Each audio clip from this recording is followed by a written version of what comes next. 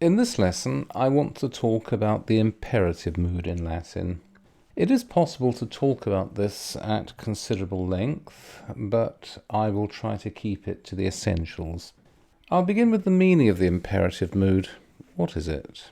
The answer is, it's a mood of positive command or direct request and entreaty, to which you might say, well, what is that? And here are some examples in English. Go away. There you are, that's an imperative. Put that down. Another imperative. Sit over there. These are all imperatives. They are positive commands, or they're direct requests, or they're entreaties. Please don't hurt me. Perhaps that might be an imperative. But it doesn't need to be impolite. It can be simply a statement of urgency, or it can be a statement of the great importance of what is requested.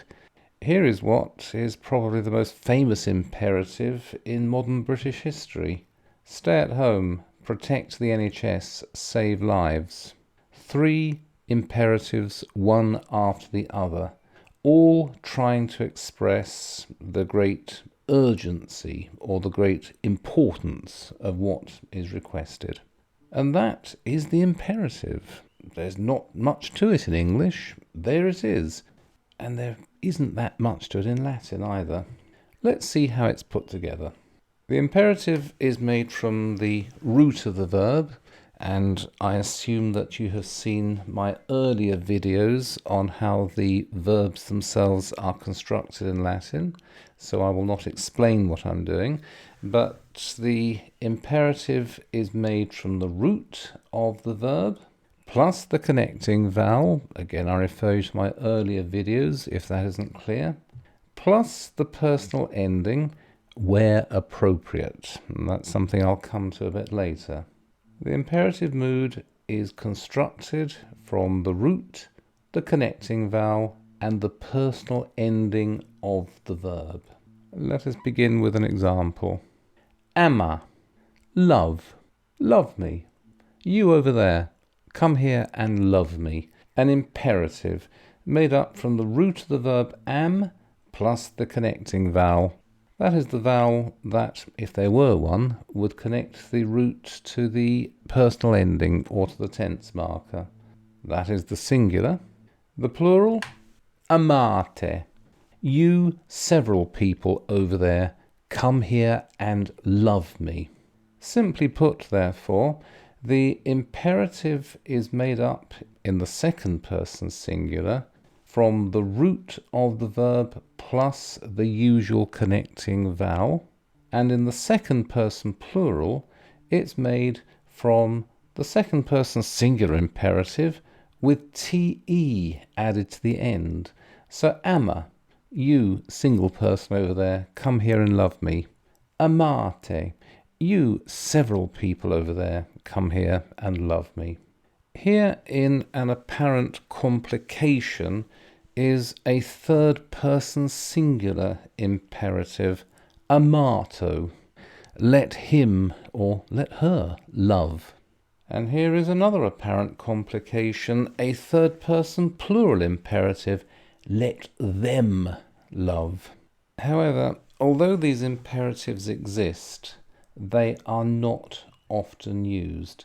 They are used mostly in legal documents, or they are used to lend a certain weight and authority to a particular utterance. Here is one. Salus populi suprema lex esto. Let the safety of the people be the highest law. When I was a boy, this was the motto of Lewisham Borough Council.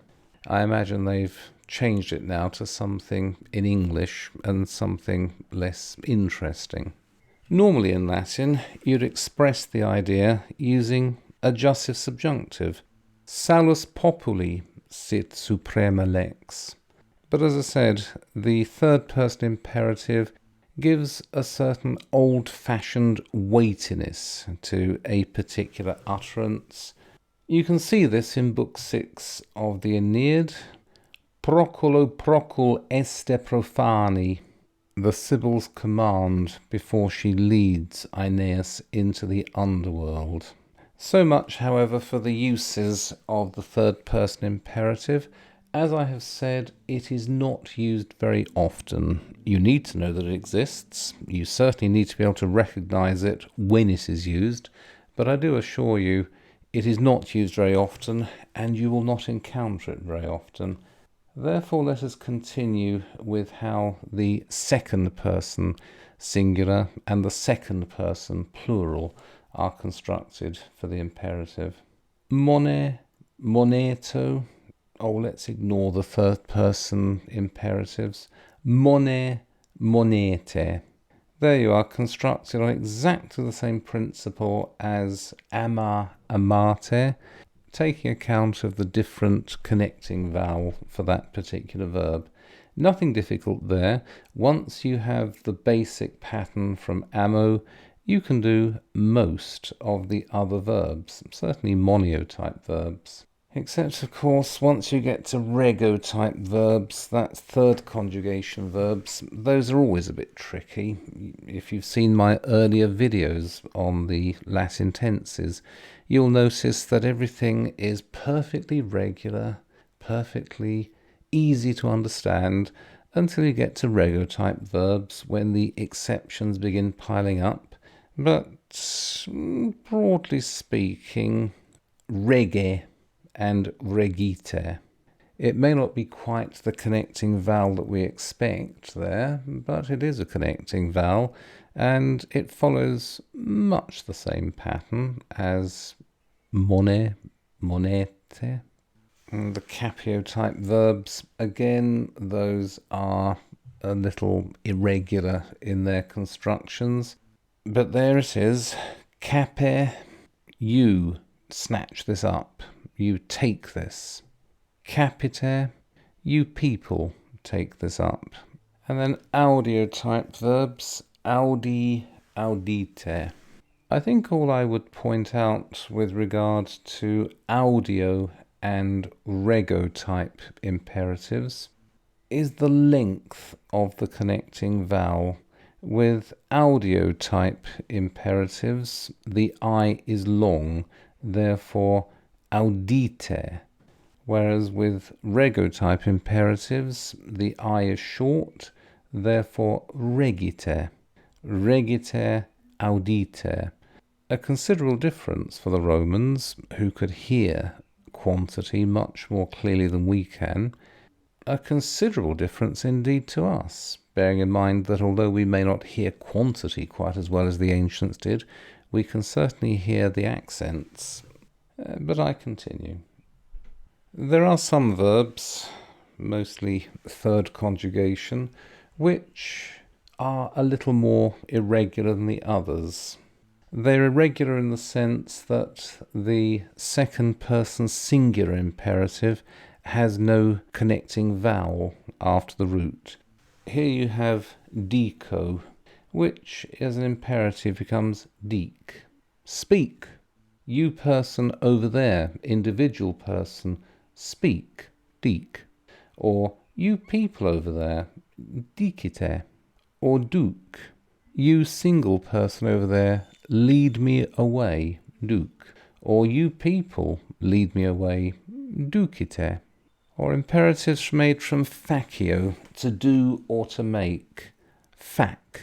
You individual person, do this or make this. You, more than one person, facite, do this or make this. Faire, ferte. Nothing unusual about that, except there is no connecting vowel for the second person singular imperative. In this case, there's no connecting vowel at all, none for the second person plural. There are not many such verbs, and when you see them, it's not difficult to work out that this is indeed a root imperative. It's an imperative which is made simply from the root of the verb without any connecting vowel added to it. We then have the imperative for the deponent verbs, which has difficulties, let's say. Have a look at those three examples. Conare, sequere, orire. Those are the second person imperatives. You, single person over there, try this. Follow. Get up. They do look very similar to the present infinitive. Indeed, they don't look similar to, they look identical to. You have to get it from context. It's not difficult to get it from context, but it does mean that when you see something that looks like an infinitive, don't always assume that it is an infinitive. There may be something about the context in which you find it that makes your ears prick up, in which case, do have a closer look at it. The imperative plural of deponent verbs, well, it looks just like the second person plural indicative, doesn't it? Conamini, sequimini, orimini. Again, it's something you have to get from context. But as long as you're aware that these imperatives exist and that they look like this, I don't think they'll cause any difficulties. We then have the use of the imperative mood with noli and nolite. It's a standard way of expressing a prohibition or a negative command. Noli hoc facere, be unwilling to do this, or in English, don't do this. Nolite mentire, be unwilling to lie, don't tell lies. There are several ways of expressing negative commands or prohibitions. Noli and nolite are among the more common ways of doing it. Again, I don't think it will cause any difficulty. At the beginning of this lesson, I said that there was not much to be said about the imperative mood.